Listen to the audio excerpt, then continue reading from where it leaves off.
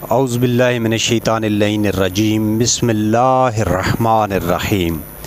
خداوند متعال کی نعمتوں کا کروڑہا بار شکر ادا کرتے ہوئے محمد و آل محمد پر درود پیش کرتے ہیں اور امید کرتے ہیں کہ آپ ہماری ویڈیوز کو اور ہماری اس کاوش کو علمی لحاظ سے پسند فرما رہے ہوں گے، اور التماس کرتے ہیں کہ نئے آنے والے تمام ویورز ہمارے چینل کو سبسکرائب کریں تاکہ ہماری نیکسٹ آنے والی ویڈیو کا نوٹیفیکیشن آپ تک پہنچ جائے اور آپ سفر عشق الہی کے سلسلہ میں مدینہ سے مدینہ تک کے موضوع کو مکمل طور پر سن سکیں۔ آج کی 7 نمبر قسط۔ تمام لوگوں کے آمادہ سفر ہو جانے کے بعد امام علیہ السلام نے حکم دیا کہ 250 گھوڑوں اور 250 اونٹوں کا بندوبست کیا جائے۔ ان میں 70 اونٹ سامان سفر، خیمے اور غذا کے لیے مختص کیے گئے، اور 40 اونٹ برتنوں، دیگوں اور اغذیہ کے لیے مختص کیے گئے۔ 3 اونٹ پانی کی مشکیں اٹھانے کے لیے اور 12 اونٹ دینار و درہم اور لباس کے لیے خاص کیے گئے۔ پھر 50 اونٹ جن پر کجاوے رکھ دیے گئے تھے ان کو بٹھایا گیا تاکہ مخدرات عصمت، بچوں، غلاموں، خدمتگاروں اور کنیزوں کو سوار کیا جا سکے، اور باقی اونٹوں پر دیگر سامان و اسباب جو لازم تھا وہ باندھا گیا۔ جب سامان باندھ دیا گیا اور محملوں پر بیٹھنے والی سواریاں بیٹھ گئیں تو پورا کاروان روانگی کے لیے آمادہ ہو گیا۔ تو امام حسین علیہ السلام نے آخری الوداع کے لیے اپنے جد امجد حضرت محمد صلی اللہ علیہ وآلہ وسلم کی قبر مبارک، اپنے بھائی کی قبر مبارک، اپنی دادی اور اپنی ماں کی قبر مبارک کو الوداع کیا، اور پھر رسول خدا کے گھوڑے مرتجز کو طلب کیا، اس پر سوار ہوئے اور اپنے پورے جلال کے ساتھ 28 رجب المرجب کو مدینہ سے مکہ کی طرف روانہ ہوئے۔ آپ نکلتے ہوئے یہ آیات تلاوت فرما رہے تھے جن کا ترجمہ کچھ یوں ہے۔ وہ شہر سے خوف زدہ ہو کر نکلے کہ دشمن پیچھے لگا ہوا ہے، اور کہا اے میرے رب مجھے ظالمین کی سے نجات عطا فرما۔ امام علیہ السلام شہرائے عظیم اور صراط مستقیم کے فراخ چہرے سے نکلے۔ کاروان میں سے کسی نے کہا کہ کیا اچھا ہوتا کہ ہم اس راستے سے نکلتے جس راستے سے عبداللہ ابن زبیر گیا تھا۔ یہاں پہ بتاتا چلوں کہ عبداللہ ابن زبیر جب یزید نے خط لکھا تھا ولید کو بیعت کے لیے تو عبداللہ ابن زبیر کا نام بھی اس میں شامل تھا امام حسین علیہ السلام کے نام کے ساتھ، کہ اگر عبداللہ ابن زبیر بھی بیعت نہ کرے تو اس کا سر بھی کاٹ کے ہمیں بھیج دیا جائے۔ لیکن اس وقت عبداللہ ابن زبیر نے خفیہ راستے سے مدینہ سے نکلا اور مکہ کی طرف غیر معروف راستے سے نکلا اور مکہ پہنچ گیا، لیکن یزید کی فوجوں نے اس کو ڈھونڈنے کی کوشش کی، لیکن جب وہ نہیں ملا تو یزید نے پیغام بھیجا کہ عبداللہ ابن زبیر کو ڈھونڈنے کے بجائے امام حسین علیہ السلام کے راستے کو روکو اور امام حسین علیہ السلام کی طرف توجہ دو، کیونکہ عبداللہ ابن زبیر اتنا خطرناک نہیں ہے جتنا امام حسین علیہ السلام۔ اب چلتے ہیں اپنے موضوع کی طرف، کیونکہ ممکن ہے دشمن ہمارے تعاقب میں آئے، اگر دیگر راستوں سے جائیں تو دشمن سے محفوظ رہیں گے، اس راستے پر تو واضح طور پر دشمن مانے ہوگا۔ امام علیہ السلام نے جواباً فرمایا خدا کی قسم میں سیدھے راستے پر ہی جاؤں گا، اور خدا کی قضاء و قدر کے سامنے سر تسلیم خم کرتا ہوں، جو اس نے ہمارے لیے مقدر کیا ہے ہے وہ بہتر ہے۔ بہر صورت امام حسین علیہ السلام شیخ مفید کی کتاب ارشاد کی روایات کے مطابق اپنے ہمراہوں کے ساتھ راستہ طے کرتے ہوئے 3 شعبان کو مکہ پہنچے۔ وہاں سکونت اختیار کی۔ جو ہی مکہ کے لوگوں اور عمرہ پر آئے ہوئے لوگوں کو امام علیہ السلام کے مکہ میں وارد ہونے کی اطلاع ملی تو وہ فوج در فوج امام علیہ السلام سے ملاقات کے لیے ان کی خدمت میں حاضر ہونا شروع ہو گئے۔ عبداللہ ابن زبیر بھی مکہ میں ہی موجود تھا اور ہمیشہ بیت اللہ کے پاس ہی رہتا تھا اور نماز و طواف میں وقت گزارتا تھا، نیز لوگوں کے ساتھ امام علیہ السلام سے ملاقات کرتا رہا۔ وہ دن میں پے در پے اور کبھی 2 دن میں 1 مرتبہ ملاقات کے لیے آتا۔ البتہ امام حسین علیہ السلام کے مکہ میں ہونا ابن زبیر کے لیے قابل برداشت نہ تھا، کیونکہ وہ جانتا تھا کہ جب تک امام حسین علیہ السلام موجود ہیں میری بیعت کبھی نہ کریں گے۔ البتہ اس ناپسندیدگی کا اظہار نہ کرتا تھا۔ کوفیوں کے خطوط۔ امام علیہ السلام کی مکہ میں رہائش کے دوران جو واقعات پیش آئے ان واقعات میں کوفیوں کے خطوط کو اہمیت حاصل ہے۔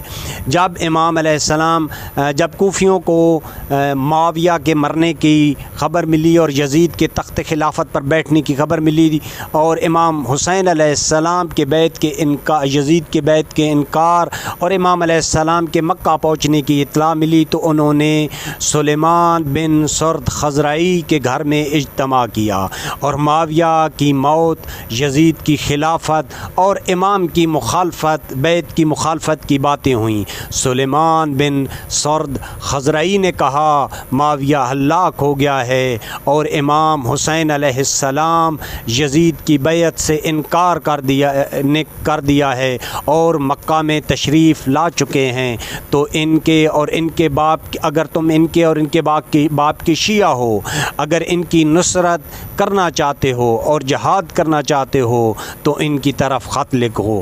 اگر تمہیں خوف ہو جس کی وجہ سے تم سے سستی ہو جائے اور تم ان کو دھوکہ دو تو خط نہ لکھو۔ لیکن سب نے جواب دیا کہ ہم پورا جہاد کریں گے اور ان کی مدد کریں گے اور اپنی جانیں قربان کرنے سے دریغ نہیں کریں گے۔ پس انہوں نے اسی مضمون پر مشتمل خط لکھا اور عبداللہ بن مسمع اور عبداللہ بن وال کو خط دے کر امام حسین علیہ السلام کے پاس بھیجا۔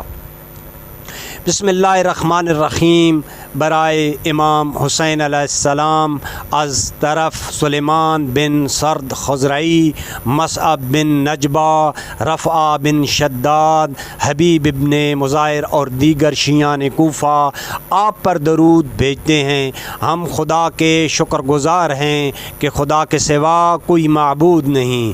حمد خدا کہ تمہارا سخت دشمن اور کینہ رکھنے والا شخص موت آ گئی اور اس کی جگہ یزید بیٹھ گیا۔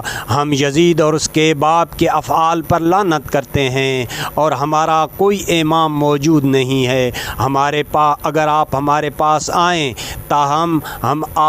تاکہ ہم حق پر جمع ہو جائیں۔ نعمان ابن بشیر ہمارا حاکم ہے۔ ہم نماز جمعہ اس کے پیچھے ادا نہیں کرتے، عید پر بھی باہر نہیں نکلتے۔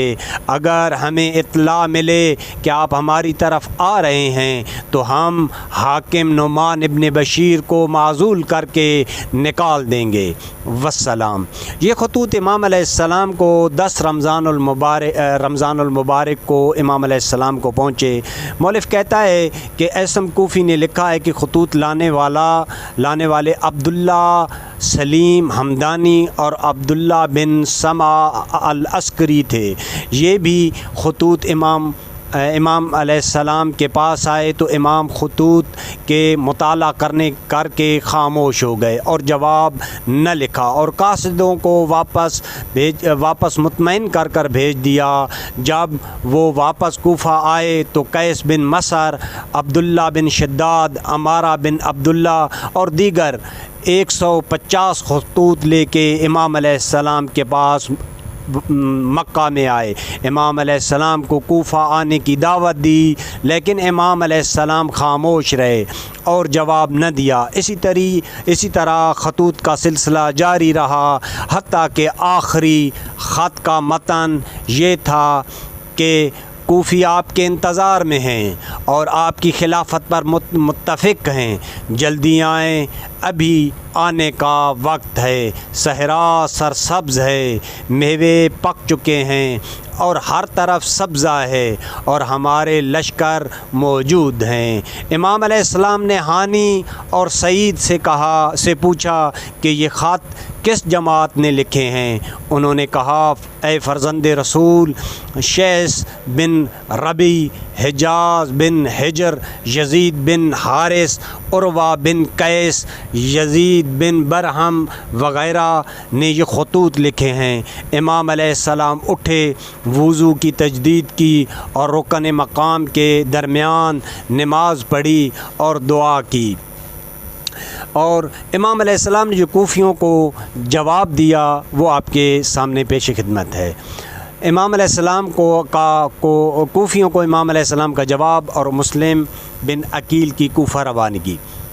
امام علیہ السلام نے یہ خط لکھا حسین بن علی کی طرف سے گروہ مومنین کے لیے، اما بعد، ہانی اور سعید نے تمہارے خطوط پہنچائے اور حالات سے آگاہ کیا، جس سے میں نے سمجھا کہ تمہارا امام نہیں ہے۔ میں تمہارے مقصود میں تاخیر نہیں کروں گا، لہٰذا اپنے بھائی مسلم بن عقیل کو، جو ہماری طرف سے وکیل بھیج رہا ہوں، وہاں پہنچ کر مسلم مجھے وہاں کے حالات لکھیں گے تو میں آ جاؤں گا، والسلام۔